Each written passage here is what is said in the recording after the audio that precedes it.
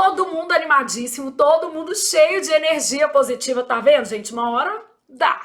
Então a gente vai aqui mexendo, mexendo, mexendo, daqui a pouco isso aqui já tá perfeito. É porque a gente vai testando as coisas aí para testar, sempre tem as suas dificuldades, tá?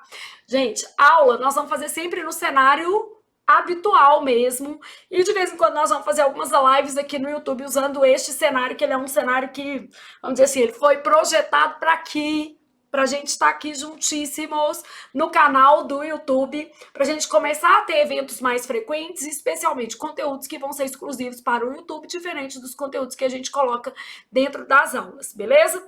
Então, todo mundo animadíssimo, todo mundo cheio de energia positiva para a gente fazer uma sequência de temas da Fundação Carlos Chagas. Então, qual que é o nosso objetivo aqui? Analisar temas anteriores da Fundação Carlos Chagas e, especialmente, conhecer a dinâmica da banca. Porque quando a gente passa por esses temas, a gente entende a dinâmica da banca melhor. Bom, lá no nosso curso, Oficina de Redação com Foco na Fundação Carlos Chagas, eu já falei para vocês que a Carlos Chagas ela tem dois modelos básicos para criar os seus temas. Um modelo com um comando central, então ela vai lá e coloca assim, ó, um texto motivador, dois textos motivadores. Em geral, a banca trabalha com dois textos motivadores, mas hoje nós vamos ver, por exemplo, propostas de 2024 em que a FCC surpreendeu e trabalhou com 6 textos motivadores. Acordou com uma alma de Enem e falou assim, vamos lá com 6 textos motivadores. De uma maneira geral, ela vai trabalhar com textos motivadores mais curtos e com um número mais reduzido de textos motivadores. 1, 2 textos motivadores é a dinâmica padrão da Fundação Carlos Chagas. Dentro dessa dinâmica padrão, a banca às vezes coloca um comando e às vezes não coloca um comando central. Flávia, mas aí eu vou fazer minha redação sem um comando central? Sim, a partir do que você compreendeu acerca dos textos motivadores. Então, uma das possibilidades que a gente vai ter ali na Fundação Carlos Chagas é produzir um texto a partir do que se depreendeu dos textos motivadores, beleza? Bom, e aí, gente, só analisando temas para a gente ter uma noção de como isso de fato acontece. Então, nosso objetivo, analisar temas da Fundação Carlos Chagas. Nosso foco de hoje, fazer a análise de temas dessa banca tão maravilhosa. Ela faz, ocasionalmente, textos motivadores e comando central, e ocasionalmente texto motivador ou textos motivadores, e pede para você, a partir daquilo que você compreendeu dos textos motivadores, redigir a sua redação. Então, em todos os casos, eu vou explicar para vocês o que você poderia ter feito aqui para escrever um bom texto, beleza? Bom, vamos começar com o tema do TRT, 12ª Região, Santa Catarina, analista judiciário, área administrativa. Lógico que aqui, gente, eu estou considerando apenas temas de atualidades, beleza? Então, que tipo de tema que a gente tem aqui, Flávia? Apenas temas de atualidades. Então, eu tenho assim, ó. Quando o atendimento de um interesse pessoal ocorre de modo a prejudicar o interesse público, quebra-se esta regra básica da justiça e da democracia.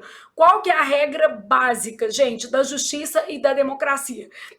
Que prevalece o interesse da coletividade. A garantia do meu direito é também a garantia do direito do outro.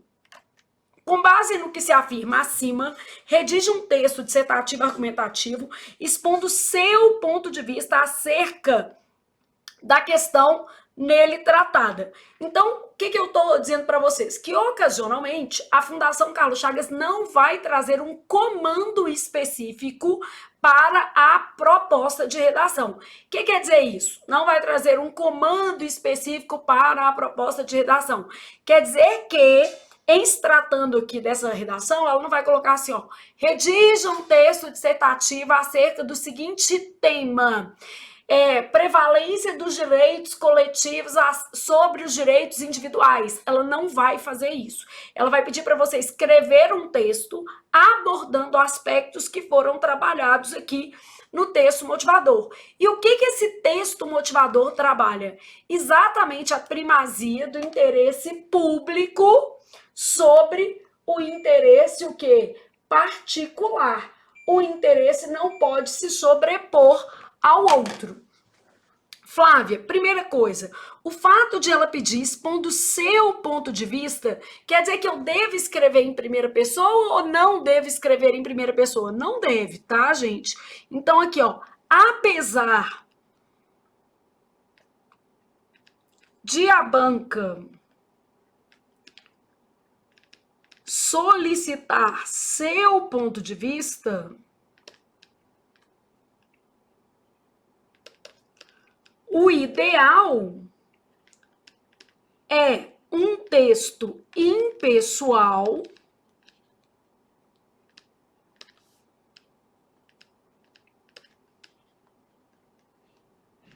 em terceira pessoa. Então, quando a gente pensar aqui na Fundação Carlos Chagas, o ideal é que a gente faça um texto impessoal, em terceira pessoa, abordando aqui aspectos específicos do tema.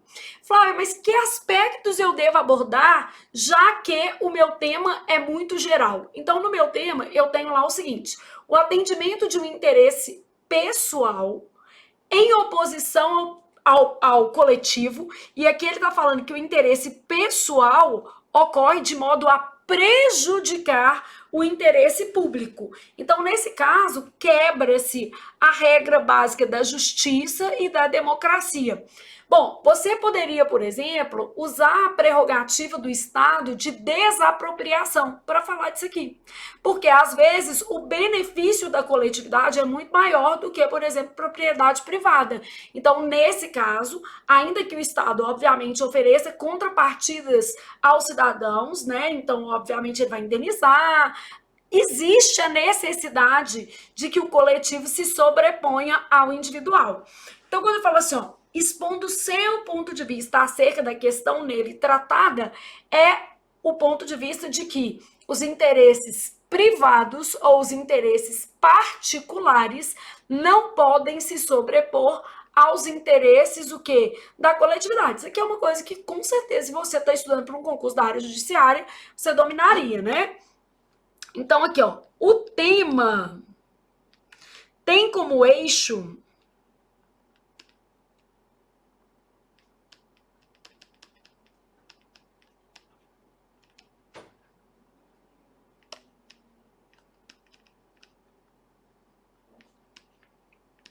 a primazia do interesse público. Você poderia usar a Constituição Federal para isso. Você poderia falar de aspectos específicos como a desapropriação. Então, como é que eu vou conduzir esse texto, né? Eu vou falar basicamente o quê?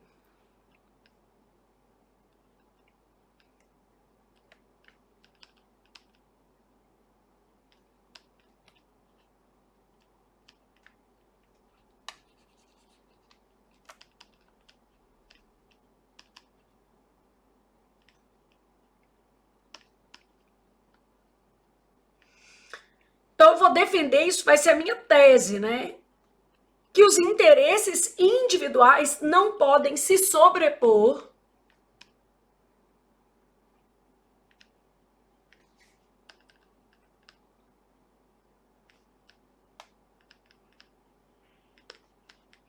aos interesses coletivos. E aí, gente, eu ia usar para desenvolver esse texto, ia falar sobre essa questão da propriedade privada, ia falar que a Constituição Federal, ela prevê a primazia do interesse público. Então, eu ia usar Constituição Federal, ia abordar propriedade privada,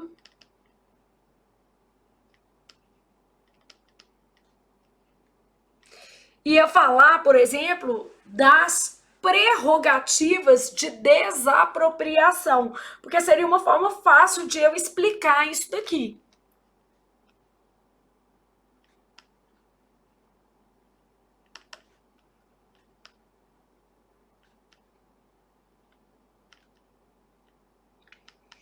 A melhor forma de eu desenvolver um texto é sempre deixando esse texto mais concreto possível.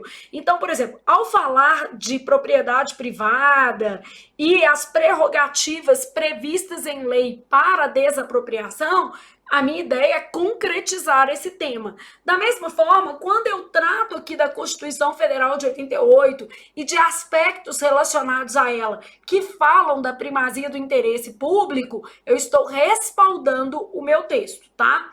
Bom, aqui é claro que você ainda pode usar um embasamento filosófico, você pode falar de Aristóteles, que vai também abordar essa questão da coletividade e como ela impera em relação ao interesse o que individual. Então, eu quero usar um filósofo, posso usar Aristóteles, posso usar um outro filósofo de que eu tenha conhecimento ali para respaldar o meu texto, tá? Bom, nosso objetivo é passar pelos temas para que você entenda a lógica da Fundação Carlos Chagas.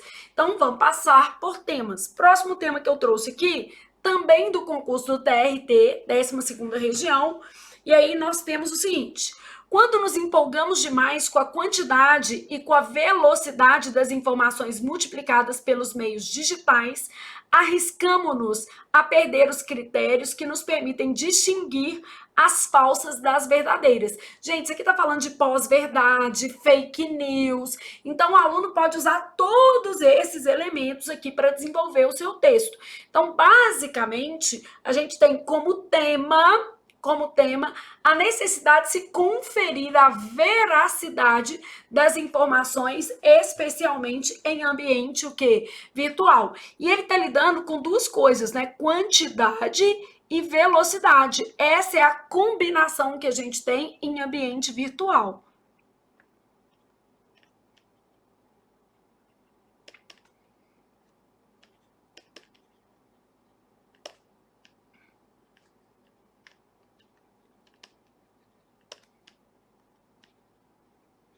Você pode falar o papel da mídia, vamos dizer assim, institucionalizada, da mídia formal, para garantir a veracidade das informações.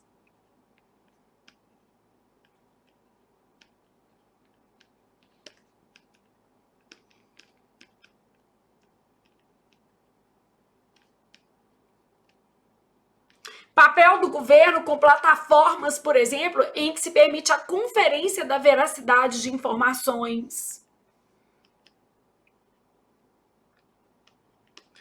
Você pode ainda trazer para esse texto aqui a ideia de que a liberdade de expressão não é no Brasil, porque em outros países é diferente, né? Um direito absoluto, e que então essas informações falsas, né?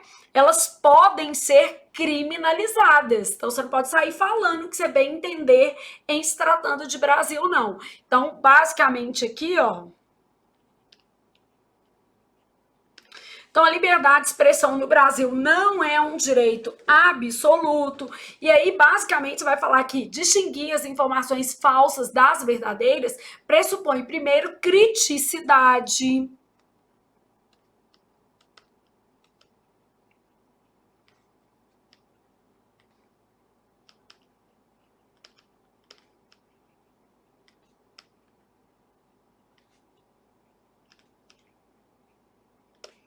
Para verificar a veracidade da informação. O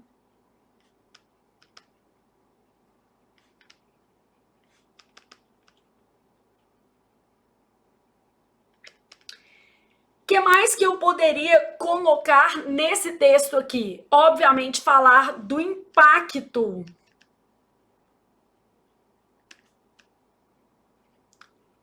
negativo da divulgação de informações falsas.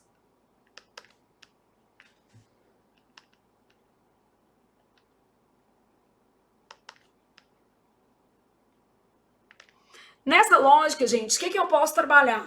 Eu posso trabalhar, por exemplo, o impacto em campanhas eleitorais, eu posso trabalhar o impacto na saúde pública, pensando em fake news relacionada à vacina. Então, aqui, ó, vou falar de eleições, vacinas, e posso falar de outras coisas que estejam ali associadas ao tema. Então, aqui, ó, quando nos empolgamos demais com a quantidade e com a velocidade das informações multiplicadas pelos meios digitais, arriscamos-nos a perder os critérios, então daí a necessidade de criticidade, para não perder esses critérios. Os critérios que nos permitiram distinguir que nos permitiriam distinguir as falsas das verdadeiras. Então, ter esses critérios bem definidos. Ter ali uma lógica acerca do veículo de divulgação.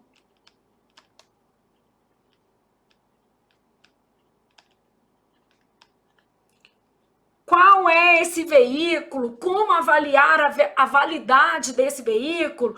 Então, esses seriam aspectos que eu desenvolveria aqui se eu tivesse que lidar com esse tema do TRT, 12ª região. Esse tema era basicamente sobre fake news, correto? Então, você tinha que falar que no Brasil a liberdade de expressão não é um direito absoluto. Você poderia dizer que já existem leis no nosso país que visam aí a criminalização de notícias falsas. Então a gente já tem ali propostas muito interessantes e avanços nesse sentido. Outros países, principalmente países europeus, também se preocupam com a regulamentação desse ambiente virtual para evitar que notícias falsas acabem induzindo determinados comportamentos dentro de grupos, né? E esses comportamentos não ligados apenas a eleições. A gente tem comportamentos com impactos para a área de saúde, comportamentos com impactos para a área da educação, para a área do meio ambiente. Quando a gente pensa que o povo fala assim, não existe aquecimento global, existem correntes que vão defender isso. E os impactos disso para a sociedade são impactos muito grandes, né? Então é muito relevante que a gente discuta essas questões. Bom, então era isso que você tinha que falar, né? Eu quero dar vários exemplos, Flávia, de fake news. Eu quero falar, por exemplo, que existem correntes aí defendendo que a Terra não é redonda. Beleza, né? Que a Terra é plana. Ok, você pode usar isso aqui como elemento para compor o seu texto. Flávia, eu vou falar que os movimentos anti-vacinas, por exemplo, eles geram um prejuízo coletivo muito grande, porque, por exemplo, no caso do Brasil, né? A falta de medidas preventivas em relação à saúde pública, essa falta vai acabar onerando o Estado em políticas, vamos dizer assim, de resolução de casos que poderiam ser evitados, tá? Então a gente tem hoje muito mais casos sarampo do que a gente teve em outros momentos, porque a adesão à vacina é menor. Então, trabalhe isso tudo dentro do seu texto, coloque exemplo consistente e bora. Flávia, mas eu sou anti-vacina. Tudo bem, já falei com você sobre isso, gente. Na verdade, eu sempre digo o seguinte, a FCC ela tem um critério lá que é a abordagem adotada pelo candidato. Então, vamos deixar as particularidades de lado e vamos pensar o seguinte, o que faz sentido, considerando uma argumentação de senso comum, defender? É isso? Então vai nisso, passa no seu concurso depois, aí você discute outras coisas, tá? Se a Terra é plana, não é plana, aí depois você discute isso. Mas eu não acho que a Terra é plana não, tá, gente? Só para constar. E também acho que o aquecimento global existe, tá? Então, vamos pensar assim, coisas importantes para você avaliar e não se deixar levar pelo romantismo, pela paixão, pela ideologia na hora de fazer uma redação, né? Na hora de fazer redação, gente, usa os fatos a seu favor, tá? Bom, aí eu tenho outro tema de TRT, 21ª região. Aqui é analista judiciário, área judiciária. Aí você já tem mais textos motivadores, e um comando central. Vocês observaram que nas duas primeiras propostas que a gente trabalhou, não havia um comando central. E agora nós temos uma proposta com 2 textos motivadores e um comando central. Então, aqui, como é sabido, o direito do trabalho nasceu por necessidade humanitária. Então, aqui, de regulamentar, aí você já pensou assim, beleza, eu posso falar da Organização Internacional do Trabalho. Tá aqui, pode, mas tem que ter cuidado para acabar não esbarrando nos textos motivadores, porque um dos critérios de correção da Fundação Carlos Chagas é que você não copie e nem mesmo parafraseie os textos motivadores. Então, em meio a divagações e colagens referentes aos textos motivadores, você terá a sua nota prejudicada. Então tem que ter bastante atenção a essas questões para você não sair perdendo tempo, perdendo ponto na sua prova à toa, tá? Como é sabido, o direito do trabalho nasceu por necessidade humanitária de regulamentar as relações de trabalho entre empregadores e empregados, visando a proteção dos empregados, que aí você pode falar que, no caso, o direito do trabalho visa a proteção da parte hipossuficiente nessa relação, em especial contra a sua exposição às mais indignas e desumanas condições de trabalho vistas ali na Revolução Industrial. Então, a ausência de uma jornada de trabalho máxima, a ausência de períodos de descanso, né? Então, isso tudo aí. Trabalho de crianças na Revolução Industrial, isso também foi bastante comum. Então, a gente trouxe esse cenário de discussão, tá? Aí você poderia começar o seu texto, por exemplo, fazendo uma alusão histórica a esse período da Revolução Industrial, especialmente falando o quanto essa mão de obra era, de certa maneira, explorada e o quanto se aproveitou aí a mão de obra de crianças, de adolescentes, com pagamentos inadequados e com condições de trabalho mais inadequadas ainda, tá? Então, formalizado pela Organização Internacional do Trabalho em 1999, o conceito de trabalho decente sintetiza a sua missão histórica de promover oportunidades para que os homens e mulheres obtenham um trabalho produtivo e de qualidade em condições de liberdade, igualdade, equidade, né, essa igualdade material aí, e dignidade, sendo considerado condição fundamental para a superação da pobreza, a redução das desigualdades sociais, a garantia da governabilidade democrática e o desenvolvimento sustentável. Então, o trabalho deve ser exercido em condições de liberdade, equidade, segurança e dignidade, e ele é relevante socialmente para a superação da pobreza, a redução das desigualdades sociais, a garantia da governabilidade democrática e o desenvolvimento sustentável. Bom, o trabalho decente é o ponto de convergência dos 4 objetivos estratégicos da Organização Internacional do Trabalho. E aqui a banca trouxe para você quais são esses objetivos. Ah, Flávia, você não acha que seria legal, por exemplo, fazendo a minha redação, mencionar esses objetivos? Gente, você corre o risco de acabar preso aos textos motivadores, porque 30 linhas, gente, é pouca coisa, né? E acabar trazendo para si prejuízos à nota. Então, eu sugiro que você utilize, por exemplo, a consolidação das leis do trabalho, que você especifique como a legislação brasileira trabalha, por exemplo, a questão da equidade. Aí você vai falar, por exemplo, que um programa recente, tipo Emprega Mais Mulheres, ele traz essa lógica da equidade no mercado de trabalho. Aí você pode falar que cotas para pessoas com deficiência são políticas públicas relevantes para garantir a equidade. Você tem várias questões para você trabalhar. Por exemplo, o Estatuto da Criança e do Adolescente também foi um passo importante na medida em que traz a vedação do trabalho infantil, não é isso? Em qualquer circunstância. Então, isso aí são coisas importantes que você poderia falar, não precisa ficar preso aqui aos pontos da Organização Internacional do Trabalho que vieram no seu texto, tá? Pode começar na premissa maior, que seria a Constituição, falando que a Constituição, ela traz aí o trabalho como uma prerrogativa também de um ambiente democrático saudável. Bom, o respeito aos direitos no trabalho, especialmente aqueles definidos como direitos fundamentais, liberdade sindical, direito de negociação coletiva, eliminação de todas as formas de discriminação em matéria de emprego e ocupação e erradicação de todas as formas de trabalho forçado e infantil. Aí olha o que eu tô falando com você. Trabalha o ECA, fala que no Brasil a escravidão ela foi superada tardiamente e que nós ainda temos o reflexo desse ambiente escravista. Posso falar escravista ou escravagista, tá? As duas formas existem no dicionário e são aceitas. Então, como é que eu vou trabalhar isso? Eu vou falar que hoje, em alguns segmentos da sociedade, ainda é comum o trabalho escravo, ou o trabalho análogo ao trabalho escravo. Melhor usar trabalho análogo ao trabalho escravo, em condições inadequadas, sem remuneração, sem tempo de descanso, sem a garantia da liberdade.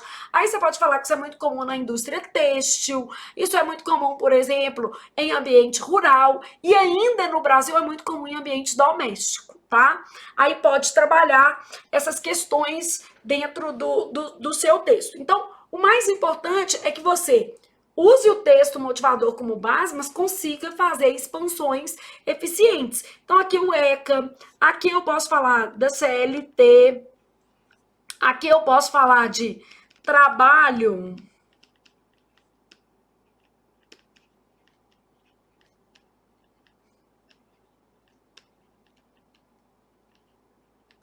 né? Trabalho análogo ao trabalho de escravo.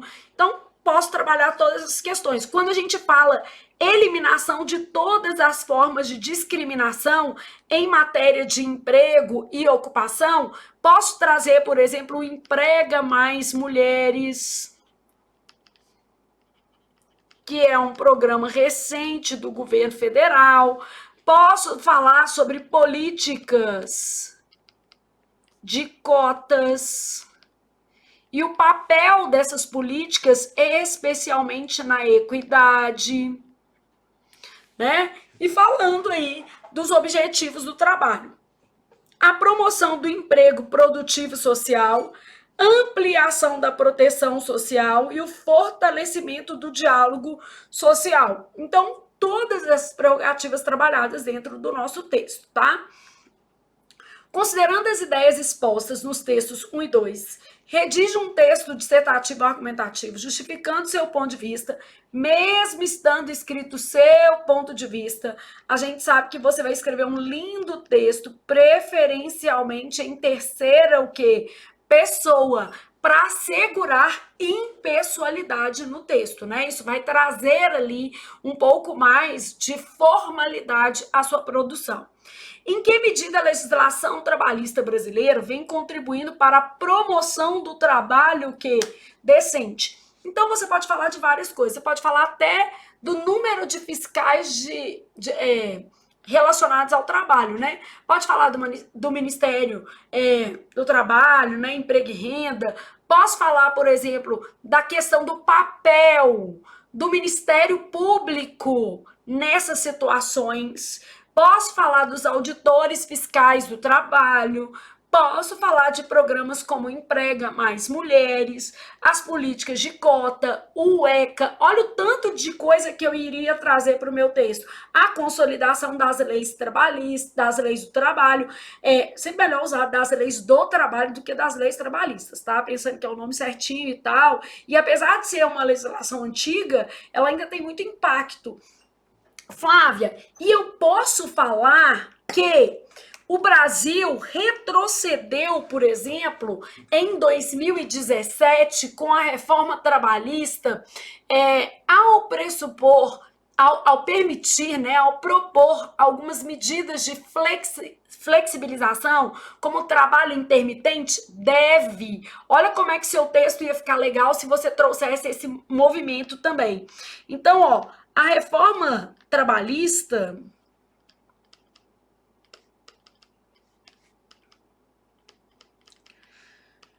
ela tem pontos controversos, né? Ali com o pretexto de garantir a maior empregabilidade e acabar ali promovendo o emprego produtivo social, ela acabou fragilizando alguns elementos das relações de trabalho.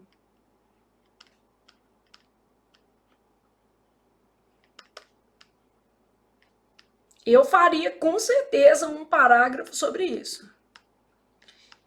Aí você pode apontar algumas coisas. Eu acho que duas coisas são bem legais. A questão da terceirização e até quarteirização de atividades, inclusive das atividades fim. né? Então, eu acho que esse é um ponto importante para a gente falar, que essa terceirização ela pode ser um ponto negativo. Outro ponto que eu acho que é bastante complicado é o trabalho intermitente, né? A pessoa tem ali a carteira assinada, mas ela não sabe quanto que ela vai trabalhar, como é que é, ela vai estar à disposição. Ah, mas ela pode negar, mas a gente sabe que na prática é bem complicado, né?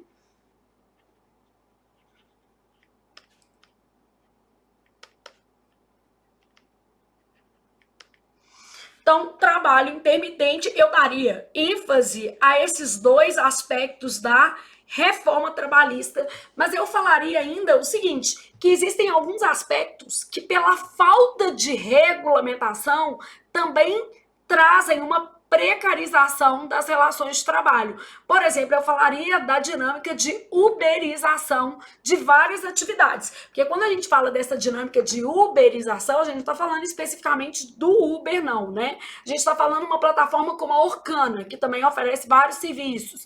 Isso aí é um processo de uberização. Essa relação ela é frágil porque o trabalhador autônomo não dispõe de benefícios. Aqui, ó, ele não dispõe de proteção social. Então, aqui eu falaria de uberização, estimulado especialmente pelas novas tecnologias, né? E aí, gente, eu tô desdobrando aqui com vocês entenderem assim, tá, e aí, o que eu falaria? Já que não é para eu falar da OIT, o que eu vou falar, Flávia? Ah, então eu vou falar da consolidação das leis do trabalho, eu vou falar do ECA, eu vou falar do trabalho análogo ao de escravo e vou dizer em que segmentos da sociedade ele ainda ocorre. Pelo menos vou falar três: trabalho rural, trabalho doméstico e na indústria têxtil. Eu vou falar de equidade, e aí eu vou trazer pelo menos dois exemplos: o Emprega Mais Mulheres e as políticas de cota, de maneira geral, que tem como objetivo garantir, assegurar a equidade, né, em diferentes contextos. E aí, trazendo, porque aqui, ó, em que medida a legislação brasileira vem contribuindo? Se por um lado o meu texto ia ser feito por contrastes, aspectos positivos e negativos. Se por um lado a legislação brasileira tem produzido bons regramentos em defesa do trabalhador, atendo-se especialmente a premissas previstas na Constituição do país, por outro, algumas iniciativas ou mesmo omissões legislativas, né? Algumas iniciativas e outras omissões legislativas colocam em xeque essa dinâmica de trabalho e, em especial, a ampliação da proteção social. Beleza? Então, vou falar da fragilização das relações de trabalho a partir da reforma trabalhista proposta em 2017. Em especial, vou me apegar à terceirização e ao trabalho intermitente, porque não dá para falar tudo, né? E vou falar também dessa questão da uberização como sendo uma omissão aí do Estado. Então, gente, o que a gente vai fazendo aqui? Costurando elementos para o nosso texto. O mais importante é a gente entender que, no caso da Fundação Carlos, em outras bancas também, tá? Mas vamos lá. No caso da Fundação Carlos Chagas, está explícito no seu edital que você não pode copiar textos, né, da prova. Ah, minha prova trazia várias informações sobre a legislação trabalhista e eu resolvi copiar umas frases. Está escrito lá que não pode fazer isso. Também está escrito, no caso, né, que você não pode se ater aos textos motivadores pegando trechos e nem mesmo parafraseando esses trechos, combinado? Então, ok, proposta aqui bem trabalhada, boa, né, gente? O menino tá estudando para um TRT, ele saberia falar disso aqui com muita tranquilidade. Então, Flávia, eu achava que a FCC era muito má. Não, ela é só má, porque de vez em quando a gente vai encontrar temas mais desafiadores. Ela é só má, ela não é perversa não, gente, dá para sobreviver. Bom, então vamos para outro tema. Então, nosso tema agora, TRT, 18ª Região, Analista Judiciário, Área Judiciária. Bom, neste tema, a Fundação Carlos Chagas não colocou o comando central. Então, aqui, ó, eu quero que você faça um texto dissertativo argumentativo, no qual você exponha com clareza a sua posição. A gente já sabe que mesmo sendo a sua posição, vai ser em terceira, o quê? Pessoa, diante do tema nele tratado. Então, o tema está aqui reproduzido. Tempos vivos da história. Na modernidade, o conceito de progresso atingiu um prestígio absoluto. Muitos acreditam que vivemos apenas em função de um futuro consagrador, numa progressão contínua.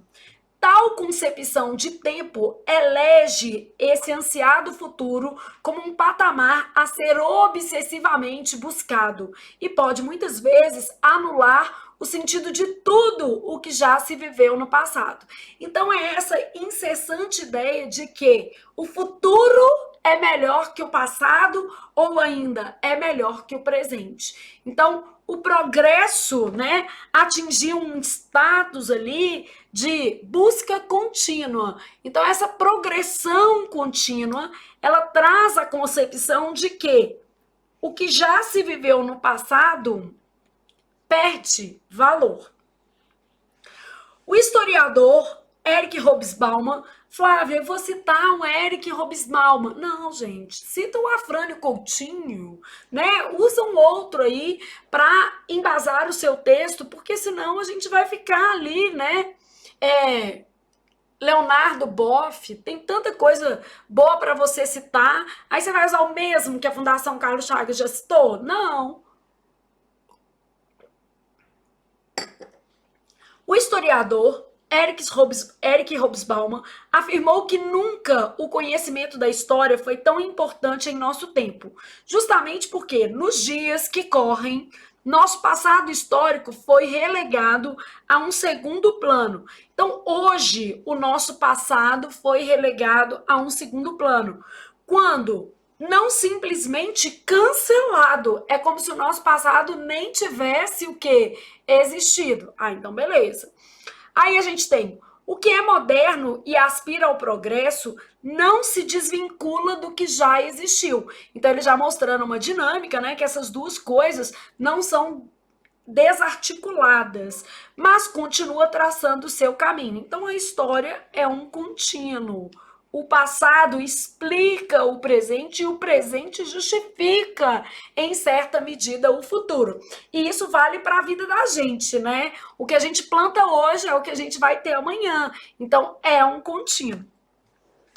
Conhecer a história não é, portanto, passear por meras curiosidades do passado da humanidade. É reconhecer dentro do nosso tempo, ou seja, no presente, as fortes raízes que permanecem vivas e iluminadoras no caminho que estamos o quê? Seguindo. Então, quando a gente fala em fortes raízes que permanecem vivas, nós estamos falando de vários reflexos. Vou dar um exemplo aqui, ó.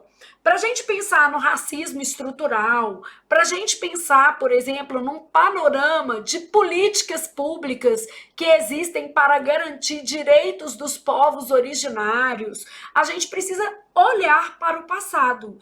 Então, muitas vezes, o que está acontecendo hoje tem a ver com a nossa dinâmica passada. Ó, eu pensei em dois aspectos aqui. Tá? Pensei na questão dos povos originários, pensei nas políticas reparadoras, por exemplo, como cotas para negros. Aí você pode falar da demarcação de terras, né? O processo de demarcação de terras, ele é um marco importante para os povos indígenas, a contribuição, por exemplo, das comunidades quilombolas. Então, beleza. Mas você poderia pegar um outro prisma totalmente diferente, tá? Porque a gente está pensando de tempos vivos da história. E aí você poderia falar de coisas mais abrangentes, não só pensando no Brasil. Eu posso pensar na bomba atômica em Hiroshima e Nagasaki e os impactos dessa bomba atômica até hoje, né? Então, vários pactos surgiram a partir daí e vários pactos são estabelecidos até hoje em função do potencial nocivo que o bombardeio teve para a sociedade como um todo, né? Então a gente tem aí discussões muito interessantes sobre essa questão. Outra coisa que você poderia trabalhar, a questão do meio ambiente. Quando a gente olha para a necessidade da preservação ambiental hoje, a gente olha também para o passado. O nosso processo de industrialização em nível global, né? Ele se deu de maneira tão desregrada que a gente acaba sofrendo os impactos. E esses impactos, eles têm a ver com um processo. E esse processo é contínuo. Então, ó, eu falei de várias coisas e você poderia abordar todas elas. Olha que legal. Você poderia fazer um texto com 3 parágrafos. Né? E esses 3 parágrafos mostrando vertentes. Eu começaria, por exemplo, pelas questões ambientais. Então, aí faria um parágrafo. Lógico que na introdução você já tem que falar o seguinte: que essa dinâmica dos impactos do passado no presente, ela é estendida a várias esferas sociais. Então, aí você poderia dizer assim, quer no meio ambiente, quer na questão da segurança, né, dos conflitos entre países, quer na organização interna de um país, que é o que a gente vai falar, por exemplo, em se tratando de políticas aqui no Brasil. Então, você estruturaria uma introdução, trazendo esse contexto. Aí, no primeiro parágrafo de desenvolvimento, você poderia falar desses processos de industrialização e o custo, né, desses processos de industrialização aí para o meio ambiente e como que é necessário refletir sobre isso. Então, muitas coisas que a gente está discutindo agora têm a ver com ações que nós tivemos em outro momento da história. Bom, aí no outro parágrafo você vai falar, por exemplo, aí você pode misturar, né? Você pode falar da Primeira Guerra Mundial, da Segunda Guerra Mundial, você pode falar do nazismo, você pode falar do fascismo, você pode falar da consolidação das sociedades democráticas a partir desses regimes totalitários e pode falar, por exemplo, de efeitos, desdobramentos como a bomba atômica, que a gente não deseja, obviamente, que se repitam, e dos tratados, dos pactos que existem a partir desse olhar para o passado, das precauções tomadas a partir desse olhar para o passado. E aí, por fim, você pode dizer assim, ó, no Brasil, por exemplo, a dinâmica entre passado e presente, porque é uma dinâmica, tá? Ela pode ser observada nos reflexos que temos na nossa sociedade em função de mais de 300 anos de escravidão. Então, esses reflexos são percebidos, por exemplo, na desigualdade de condições entre brancos e negros até hoje, beleza? E com isso, cabe ao Estado políticas, né, vamos dizer assim, de reparação. Essas políticas, aí você vai abordar cotas, seu texto vai ficar legal, porque, ó, tempos vivos da história, tudo isso que a gente está falando tá vivo. Né? Os problemas ambientais, eles estão aqui em função de coisas que nós estamos fazendo há muito tempo. A mesma coisa, quando a gente fala, por exemplo, de uma desigualdade entre brancos e negros, nós estamos falando de 300 anos de escravidão, gente, não dá para reparar isso em 2 dias, não, né? Ah, se você não quiser falar só do Brasil, você pode falar que nos Estados Unidos essas políticas de reparação também ocorreram, beleza? Então, toda essa leitura histórica. Ah, não, Flávio, não quero falar de questões raciais. Estamos falando da situação da mulher, gente. A situação da mulher ainda é uma questão muito complicada, muito delicada, que você pode trazer para o seu texto. Dizer que esses desdobramentos da igualdade, né, a partir da Revolução Francesa, a partir da Revolução Inglesa, eles são movimentos lentos. Na prática, eles são lentos. Ainda que muitas cartas constitucionais tragam como prerrogativa a igualdade, a gente sabe que ela não se materializa e que é obrigação do Estado trazer alternativas de materialização a esse processo. E aí, políticas, por exemplo, como emprega mais mulheres, beleza? Então, tratar os desiguais na medida das suas desigualdades, mas você não vai usar esse clichêzão na prova, não, tá? Na redação. Mas você vai falar que políticas públicas, elas servem exatamente para trazer a igualdade material, para definir objetivos que tornem mais equânimes as relações entre pares notadamente desiguais, tá? Como relações de gênero, relações de raça, então é a mesma coisa. Então, olha o tanto de coisa que você tem para trabalhar, gente. Bom, então, beleza. Pensou nisso aqui. Tempos vivos, eu te dei alguns caminhos para desenvolver. Eu ia usar os 3, tá? Eu ia dar um jeitinho de fazer um parágrafo para cada. Meio ambiente, conflitos em nível mundial. Gente, quando a gente pensa, por exemplo, nos boina verde, quando a gente pensa, por exemplo, na OTAN, a gente sabe que isso tudo é um reflexo. Não, eu vou mais básico. A Declaração Universal dos Direitos, o quê? Humanos, ela surge no pós-guerra. Então, isso tudo tem a ver com esses conflitos em nível mundial. Olha que legal, né? Bom, aí posso trazer também um contexto mais o quê? No Brasil, e vou falar dos 300 anos, mais de 300 anos de escravidão. E os reflexos. Porque o nosso objetivo é desenvolver isso aqui, ó. Conhecer a história não é, portanto, passear por meras curiosidades do passado da humanidade. É reconhecer dentro do nosso tempo as fortes raízes que permanecem vivas e iluminadoras do caminho que estamos o quê? Seguindo. Então é reconhecer que muito da nossa história está no presente. É o que o Eric Hobsbawm fala, beleza? E é verdade, não temos como fugir a essa realidade, ok? Tema bastante legal, um tema estilo FCC com requintes de crueldade. E aí, marido, tudo bem com você? Marido tá me avisando aqui, você vai me levar? Claro. Ah, que beleza, obrigada. Então dá pra gente sair 6h30. Marido tá me avisando aqui que eu vou chegar atrasada à minha faculdade. Gente, não sei se vocês sabem, mas eu agora sou estudante de psicologia. Tô dividindo aqui os livros de língua portuguesa com os livros de psicologia, tá? Então, muita coisa aí pra gente pensar na vida. Ai, por que, Flávia, psicologia? Gente, porque eu gosto de estudar, e aí eu tava querendo fazer uma coisa diferente. Sabe quando você tá com uma vontade de fazer uma coisa por si mesma e fala assim, gente, eu preciso fazer algo desafiador, algo que realmente me motive, que eu não saiba nada, sabe? Então eu achei super legal ter essa dinâmica, essa possibilidade de estudar algo que eu não sabia lá. Estou adorando, estou amando. Então, agora, mais um teminha, vamos lá de EPCC novamente. E aí, agora, nós vamos falar do tema da 18ª Região, Goiás, Técnico Judiciário, Área Administrativa. Gente, eu adorei esse tema. Não é um tema fácil também, né? Mas, ó, com seu humor característico, o escritor Luiz Fernando Veríssimo nos propôs esta relevante consideração sobre o tema geral da liberdade. Dizer que a minha liberdade termina onde começa a liberdade do outro é muito bonito.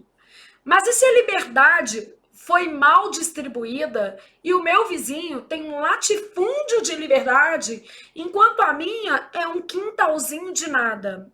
É feio sugerir um reestudo dessa divisão? Então, quando ele fala sobre as garantias individuais, né? Quando ele traz especialmente essa questão da liberdade, ele está pressupondo que existe uma desigualdade na sociedade, uma assimetria, e que ela tem reflexos, inclusive, para a expressão da liberdade. Gente, só para a gente ter uma ideia. O acesso à informação é desigual, óbvio. A capacidade de checar informações é desigual. O acesso à justiça para garantir o seu direito à liberdade é desigual. Então, quando ele fala assim, ó, é feio sugerir um reestudo dessa divisão, porque quando a gente fala assim, ó, que a minha liberdade termina, desculpem, onde começa a liberdade do outro, a gente está pensando o seguinte: o problema é que existem assimetrias na sociedade. Então, a partir dessa desigualdade, nós temos que criar condições separadoras.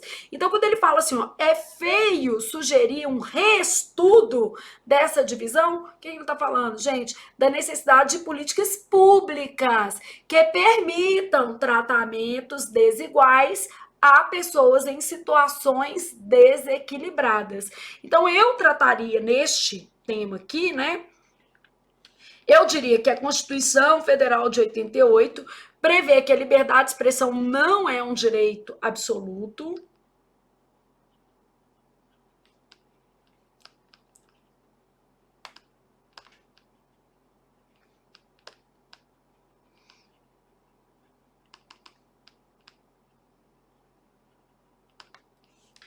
A outra coisa que eu traria para o meu texto é falar que, no Brasil, a desigualdade ela se observa em diversas esferas, inclusive no exercício dessa liberdade.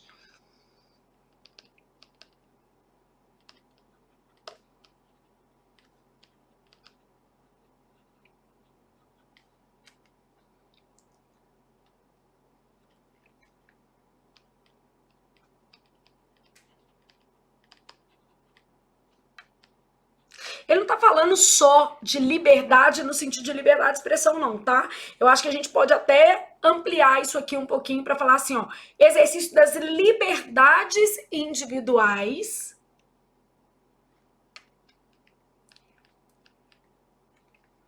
Aliás, aqui, ó, você pode falar da liberdade, mas você pode falar que nenhum direito, né?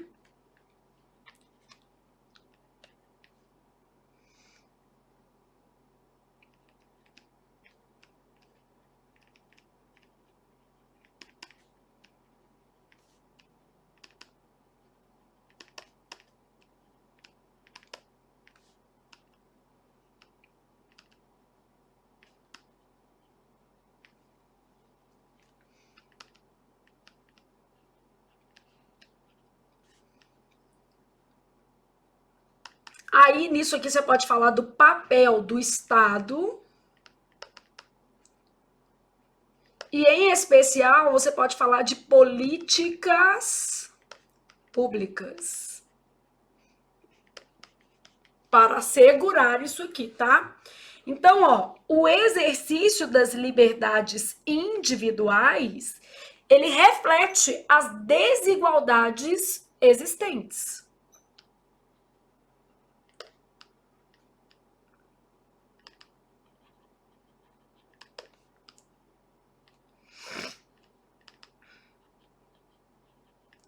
Então, a gente tem que buscar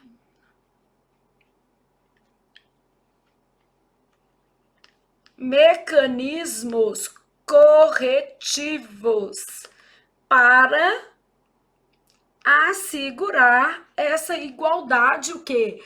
Material aqui. Bom, aí, gente, você pode novamente trazer políticas públicas que vão estabelecer aí essa noção das liberdades individuais. Porque quando ele fala assim, ó, minha liberdade termina onde começa a liberdade do outro. Mas se a liberdade foi mal distribuída, então esse texto, ele tá falando é de desigualdade.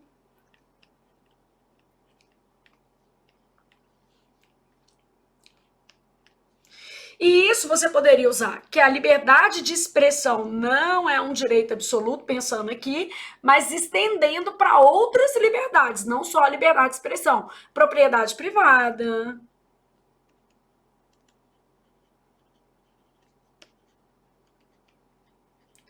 Então, por exemplo, quando eu penso na propriedade privada, quando eu penso em reforma agrária, para você usar no seu texto, as políticas de reforma agrária, e ainda mais que ele falou de latifúndio, mas não quer dizer que o texto é sobre reforma agrária, não, tá, gente? O tema aqui, ó,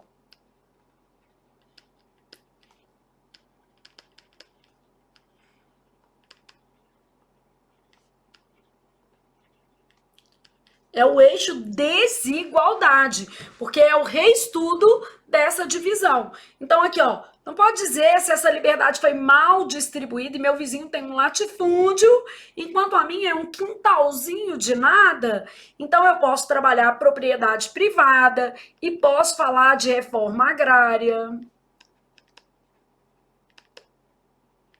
Eu posso trabalhar grupos minoritários.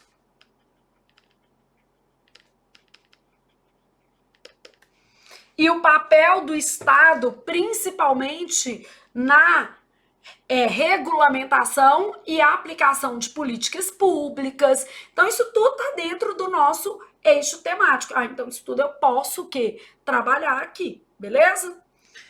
Pensei e continuei.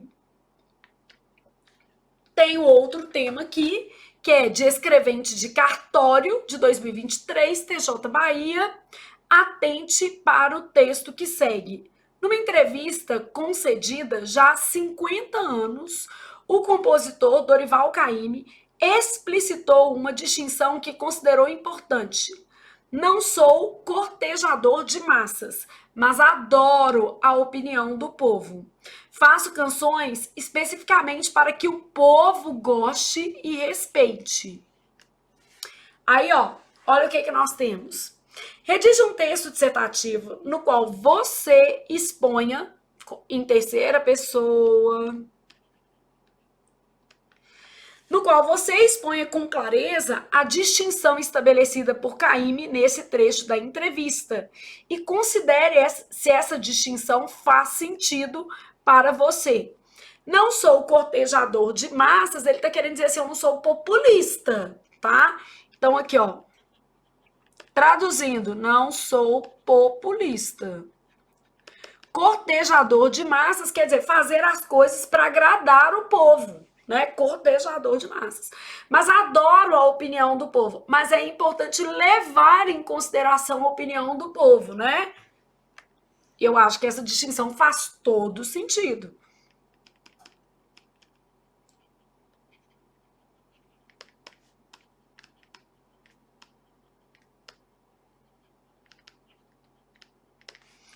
Então, é importante levar em consideração a opinião do povo. Então, basicamente, já temos aqui um norte para a gente pensar, beleza? Então, ó, é importante levar em consideração a opinião do povo, principalmente quando a gente pensa em aspectos políticos. Então, um governo populista, né? Vamos dizer assim, uma política pública populista, porque existem, infelizmente, elas não são positivas para a sociedade como um todo. Mas é importante que todos os aspectos da vida pública sejam permeados pela opinião do povo.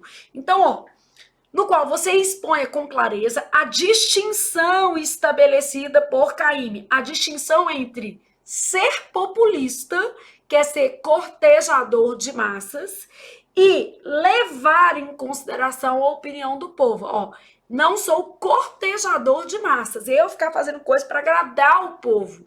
Então eu não sou populista, mas acho importante, né, que eu faça coisas que o povo goste e respeite. Ou seja, que a opinião do povo seja levada em consideração ao longo do processo, beleza? Bom, então, considere se essa distinção faz sentido. Aí entra aquele aspecto que está lá na grade de correção da Fundação Carlos Chagas, que está lá assim, a forma como você desenvolveu o tema. Uma questão importante, gente, é que você desenvolva o tema levando em consideração essa distinção compositiva. Porque ser cortejador de massa não é bom, não, né? Porque seria, assim, você realmente ser muito populista. Então, cortejar as massas, independentemente, vamos dizer assim,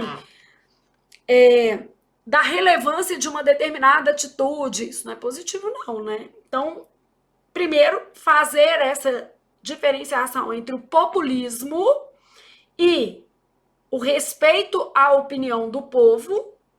Então, já faria essa distinção. E eu diria que em diversos contextos sociais, tá? Essa diferenciação ela é importante. E aí, para você não canalizar esse texto só para política, eu diria que a gente tem dois cenários importantes. Eu falaria disso na arte e na política, que são dois contextos interessantes. Então, eu faria dois parágrafos de desenvolvimento. Na arte, por quê? Um artista, seja ele um músico, seja ele um escritor, ele pode se basear, e aí eu ia citar Theodor Adorno, porque eu acho que tem tudo a ver, que é a cultura de massa, tá?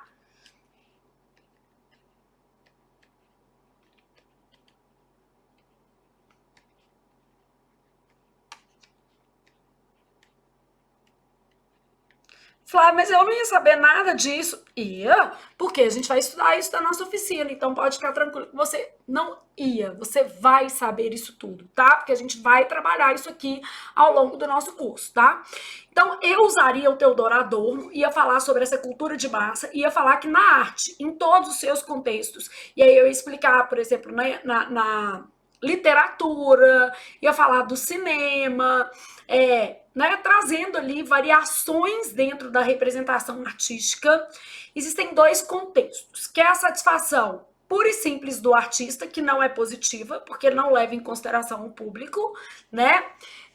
E também a intencionalidade do artista em ser comercial, que é uma intencionalidade populista. Faz exatamente o que o público gostaria, a despeito, vamos dizer assim, da sua identidade artística, para se fazer comercial. Isto é negativo também. Então, eu falaria que esses dois extremos são muito ruins, né? Que é o artista que também ignora os anseios do seu público, né? Ignora. Ah, não, eu escrevo para mim, eu faço só para mim. Então isso é uma coisa. E o artista que ele escreve apenas para agradar o público e para se fazer comercial, que é o que o Theodor Adorno chama de cultura de massa. Beleza? Bom, então isso aí eu trabalharia que esses extremos são ruins e que o ideal é que o artista ele tenha o seu público como balizador para o seu produto cultural, balizador, né? Que ele se respeite como artista e que entregue ao público algo que acrescente a esse público, levando em consideração a opinião do público. Levando em consideração não quer dizer manipulando o público, né? Bom, e na política a mesma coisa, que o populismo excessivo, ele acaba sendo, populismo não diria nem excessivo, em qualquer medida eu acho que é ruim, tá? O populismo, ele acaba sendo ruim para a sociedade, especialmente no médio e no longo prazo, porque ele se torna uma manobra eleitoreira que não traz benefícios à sociedade em médio e longo prazo. Então, por exemplo, o desequilíbrio das contas públicas muitas vezes reflete medidas populistas, né? Porque pensando aí em grupos específicos da sociedade, pensando em reeleição, governos, gente, diversos, se valem do orçamento público para o quê? Cortejar as massas.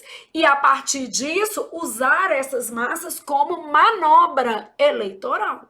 Então, a gente pode trabalhar manobra eleitoreira. A gente pode trabalhar esses cenários e trazer também, que é importante, por outro lado, né?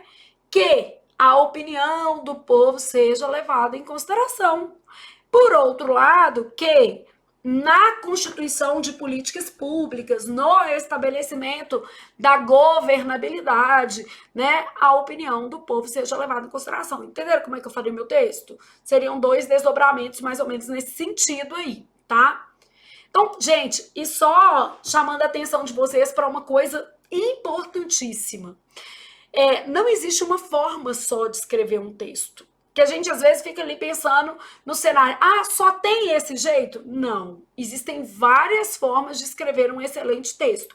Então eu estou trazendo aqui alguns argumentos que eu usaria nessas propostas da Fundação Carlos Chagas, mas não quer dizer que não existem outras formas interessantes para você desenvolver o seu texto, tá? Então, eu fiz totalmente diferente, Flávia, eu pensei num outro contexto, não tem problema, beleza? esses textos que eu estou trabalhando aqui com vocês, a minha ideia é, ao longo da nossa oficina, eu ir postando também essas redações prontas para vocês, que eu acho que são 10 só, então dá para a gente ir fazendo, só para vocês terem uma ideia de como é que eu desenvolveria, baseado nisso aqui que a gente está conversando, tá? Não necessariamente gravar uma aula, mas colocar o texto para vocês na área do aluno, beleza?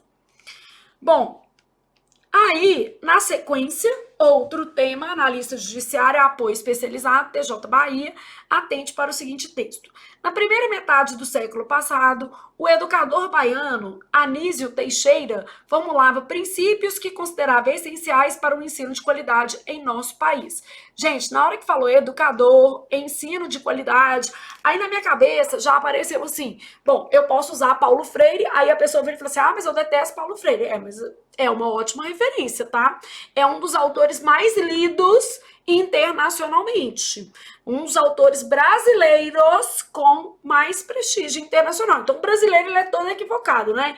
Ele pega ali, nem lê o Paulo Freire e tá lá, martelando. Não, isso aí não sabe nem pra que o cara escreveu e nem o que ele escreveu. Tá? Então, por exemplo, quer ver uma coisa importante que Paulo Freire fala e que a gente às vezes não atribui a autoria a esse autor especificamente, é que a escola não deve ser um ambiente panfletário de ideologia. Ele fala isso, que não deve, né? Que a escola ela deve se pautar ali, não apenas no conhecimento acadêmico, mas no conhecimento de mundo do aprendiz. E o Paulo Freire, gente, ele também vai ter um trabalho muito voltado para a educação de adultos. Então, é outra coisa que as pessoas às vezes confundem, né? Tipo assim, ele tá falando de um universo totalmente diferente, que é uma pessoa que tá no ambiente rural, não conseguiu ter acesso às ferramentas de instrução formal ao longo da vida e que isso precisa ser reparado de alguma forma. Então, já começa por aí, né? Flávia, mas beleza. Eu vou falar de qualidade de ensino, eu posso citar Paulo Freire, ok. E principalmente porque ele está falando em nosso país. Então, eu acho que faz sentido. Mas você cita quem você, o quê? Bem entender. Flávia, mas eu não poderia citar Vygotsky? Poderia, mas assim, acho que não vai ter muito a ver com o nosso país, apesar de a gente aplicar muitas coisas de Vygotsky na nossa educação. Eu poderia citar Piaget? Poderia, né? Apesar de muitas dinâmicas do Piaget não se aplicarem aqui à realidade brasileira. Eu posso falar do construtivismo, só que a nossa escola é bancária, não é construtivista. Então, bancária porque a gente é conteudista, né? Então, aqui, ó, entre eles estava o compromisso de se desenvolver, sobretudo, a capacidade de pensamento crítico do educando. O Piaget fala isso. O Piaget não, desculpa. Mas o Piaget também fala, tá? O Piaget fala isso, mas pensando no Paulo Freire, um dos pontos mais importantes das teorias defendidas por Paulo Freire é a importância da criticidade no ambiente de aprendizado, para além da aquisição de informações, que é exatamente sair desse modelo bancário, em que o aluno é uma tábua rasa e que recebe os conhecimentos do professor. Então, essa reflexão é muito importante, tá? Mas ele quer ir além disso. Olha que legal. Ô, Flávia, mas eu posso falar, por exemplo, de autores tipo a Magda Soares? Pode, pode. Ela é uma autora importante também para você trabalhar aqui. Eu vou usar uma filosofia da vida, então eu vou usar a Marilena Chauí. Tá bom. Eu acho que faz sentido aqui. Então, eu só tô te falando que na hora que ele falou o baiano Anísio Teixeira, você não vai pegar o mesmo autor que ele falou. E se você usasse Piaget, você...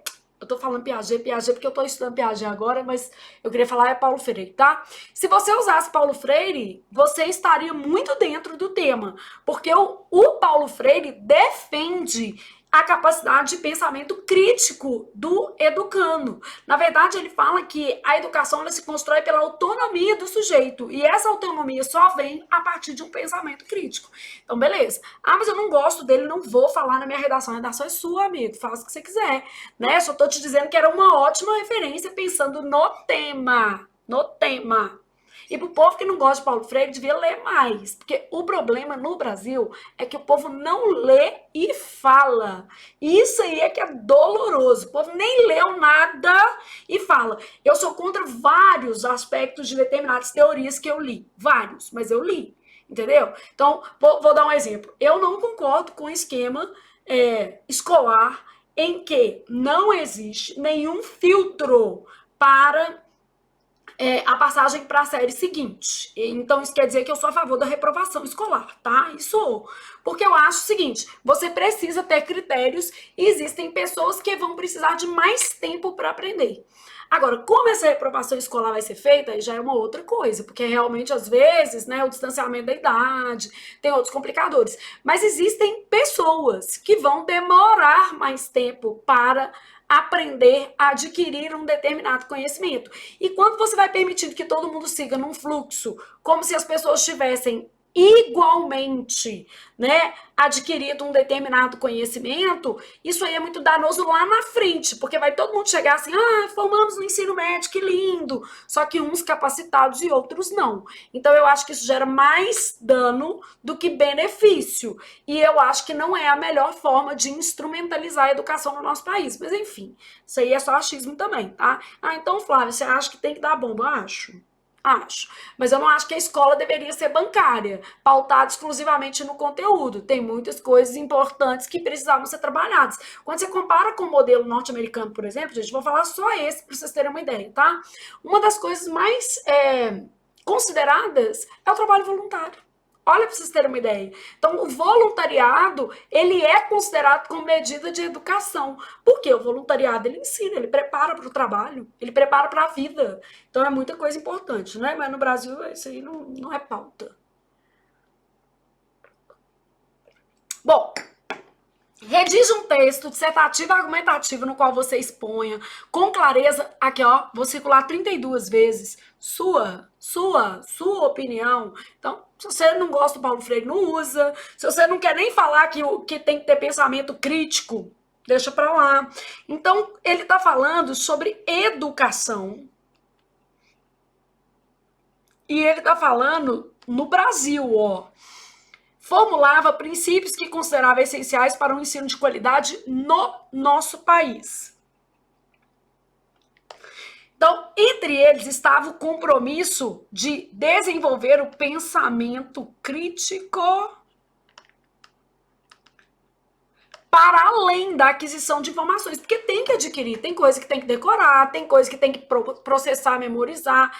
Então, quando ele fala para além, não é que não tem que adquirir, mas tem que ser uma reflexão importante.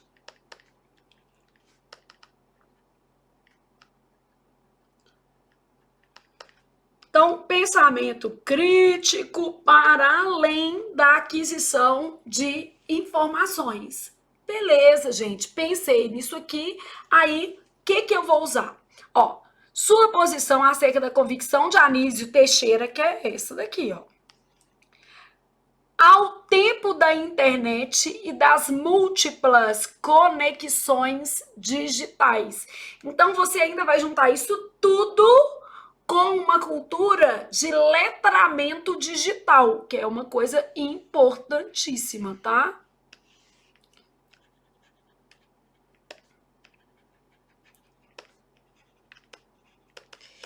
E você pode falar, por exemplo, de textos multimodais, que são esses textos, você clica, cai num vídeo, você sai da página, então ele vai ter ali, né, vários suportes imagéticos, textuais, como a gente tá vendo aqui, tá?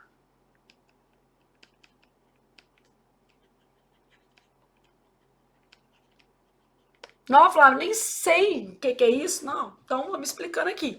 Então, você vai falar que a formação desse pensamento crítico ao tempo da internet e das múltiplas conexões digitais, ele pode ser favorecido ou distorcido. Na verdade, ele está mais para ser distorcido do que favorecido. Por que isso acontece, tá?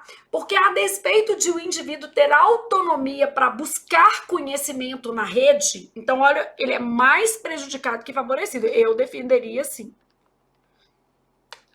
Aqui, ó, o sujeito tem maior autonomia para buscar conhecimento. O conhecimento nunca foi tão disponível, tão acessível. Só que é o seguinte, o sujeito sem criticidade, ele não busca conhecimento, ele é impactado pelo conhecimento. E aí é o papel dos algoritmos.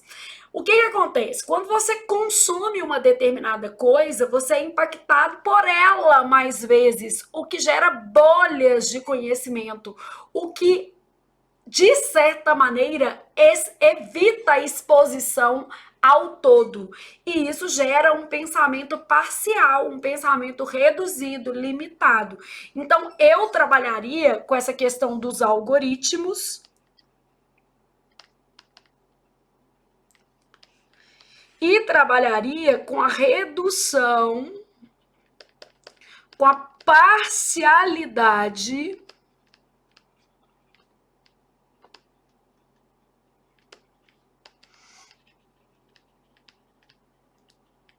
no acesso a informações. Como ele está falando ao tempo da internet, de múltiplas conexões digitais, a gente vai falar da importância do letramento digital, né? O que é esse letramento? É estar na cultura digital, entendendo a dinâmica. Por exemplo, gente, tem gente que não sabe que existe algoritmo, infelizmente, né?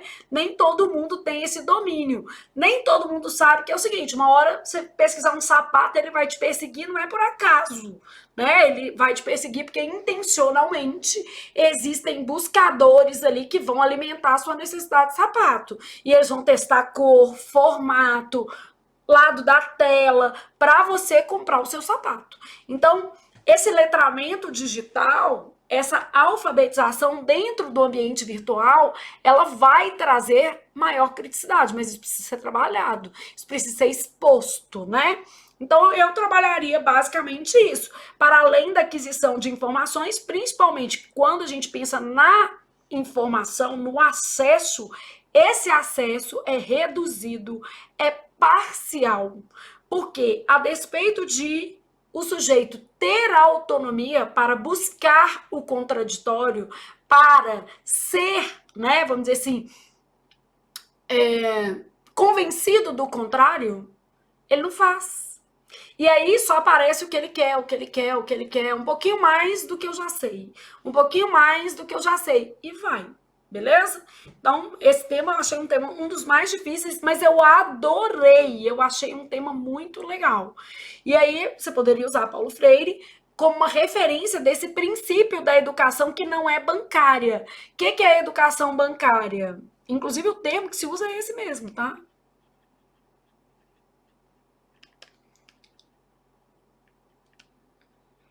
É essa educação que não se pauta na constituição de um pensamento crítico, mas apenas em decorar, em adquirir informações acerca de um dado tema.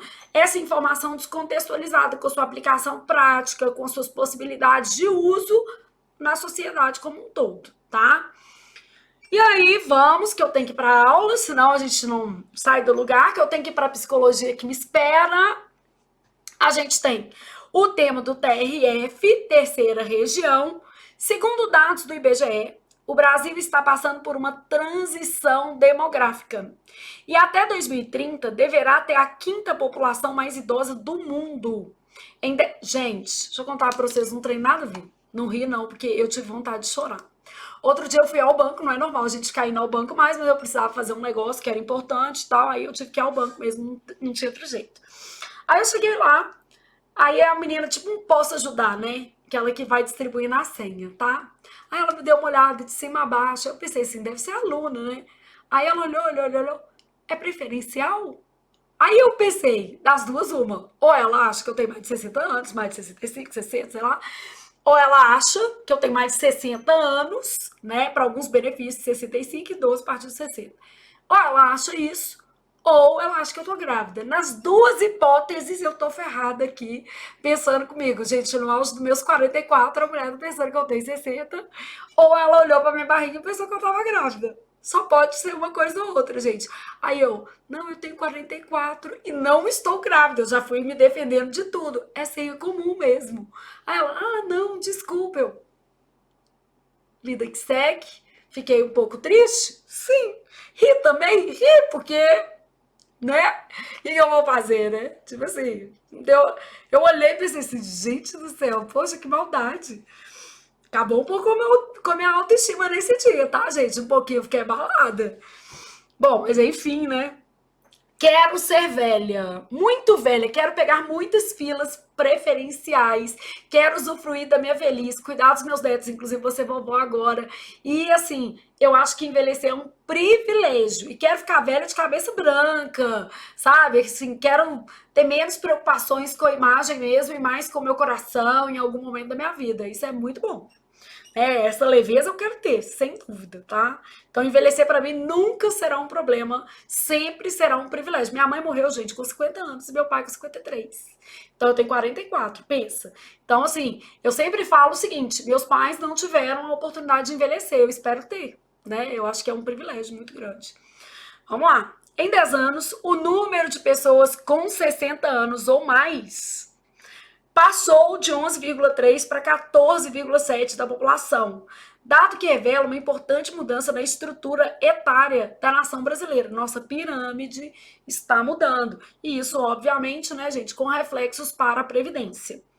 A década do envelhecimento saudável, 2021 a 2030, declarada pela Assembleia Geral das Nações Unidas em dezembro de 2020, é a principal estratégia para construir uma sociedade para todas as idades.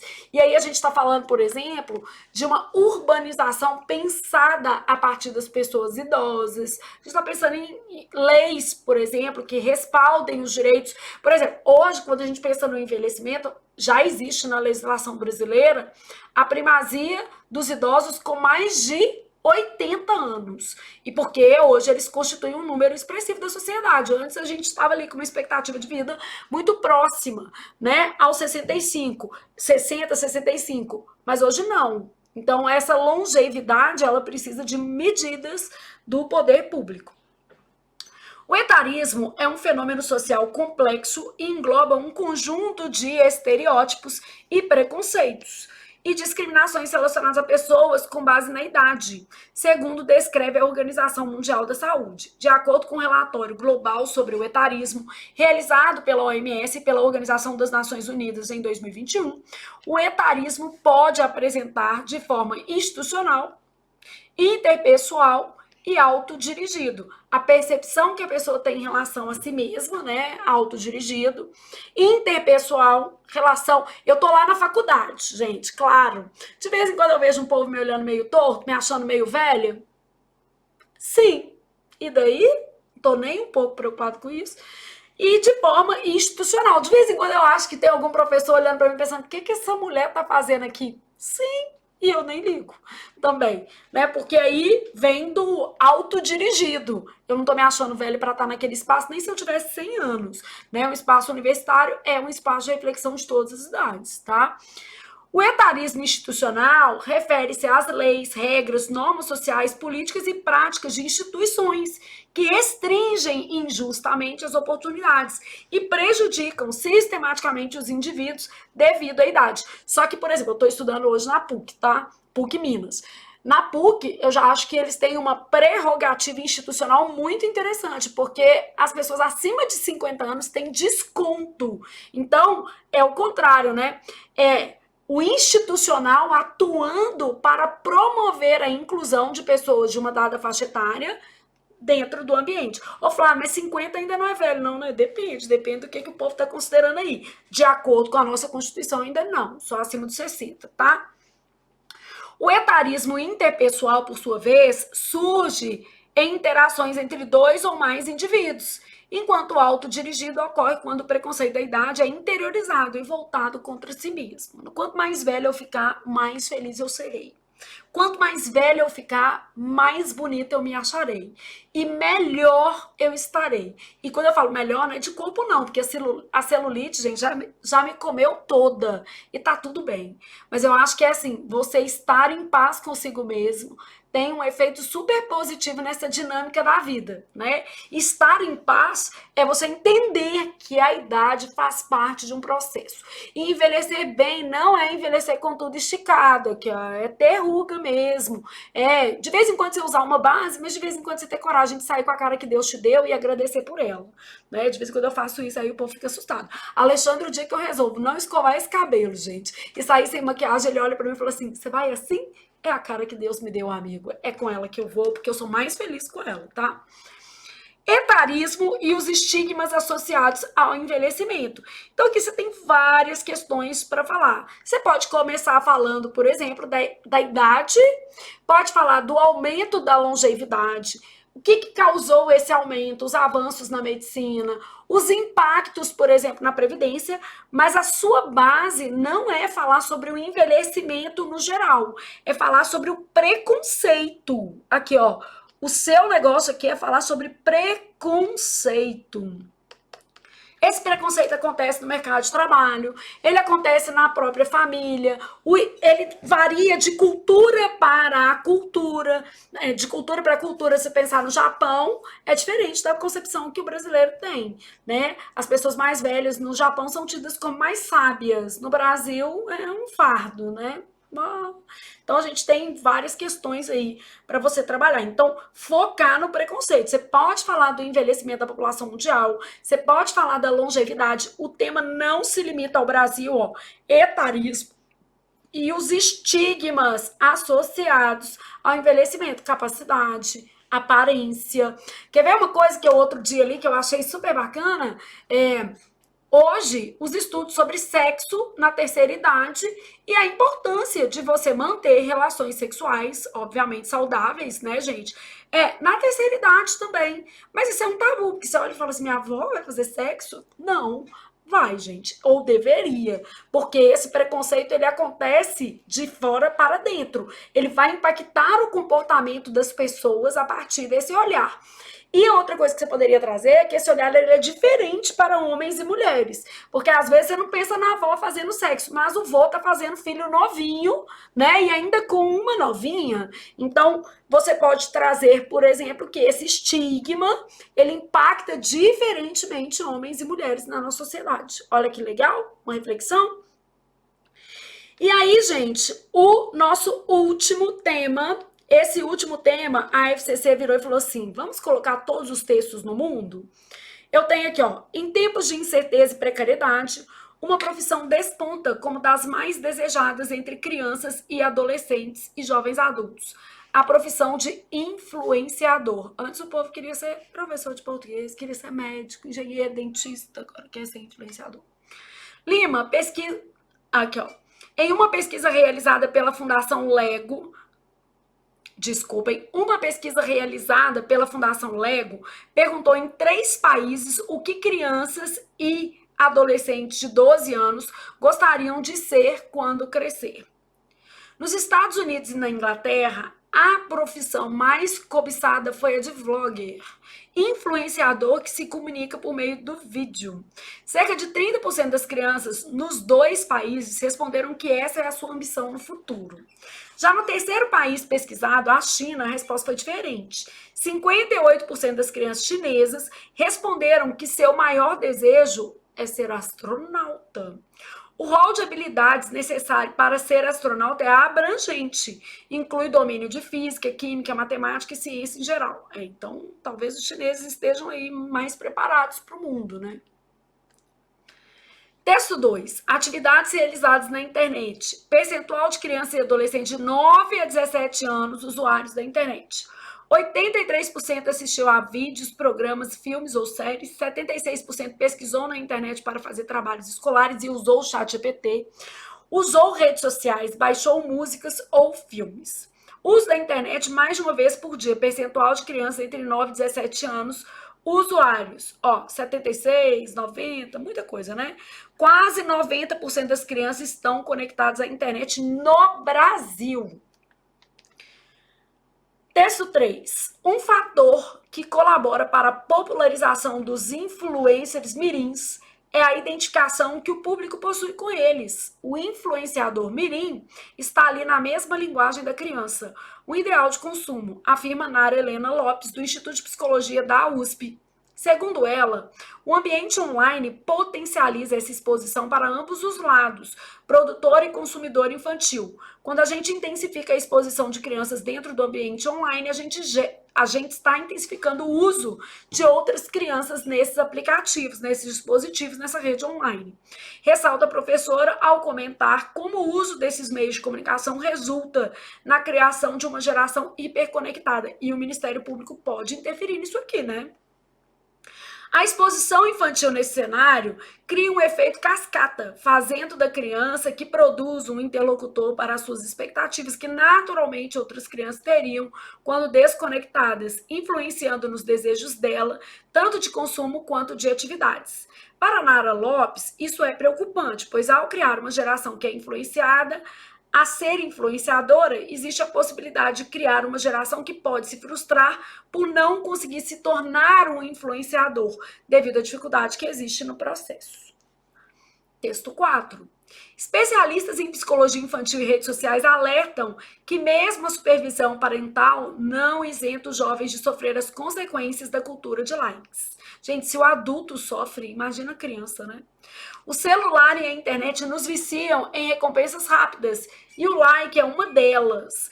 Ele representa a satisfação da expectativa de reconhecimento alheio para que o indivíduo se sinta importante, pertencente a um grupo. As crianças passam a não se valorizarem por si mesmas, o que gera frustração e pode levar até a uma depressão. Explica a psicóloga da infância Ana Flávia Fernandes, autora do blog Terapia de Criança. Outros riscos são os problemas de compreensão cognitiva e de desenvolvimento da identidade. É como se a tela do celular fosse um espelho para eles, acrescenta Evelyn Einstein, pediatra especialista no consumo de novas tecnologias.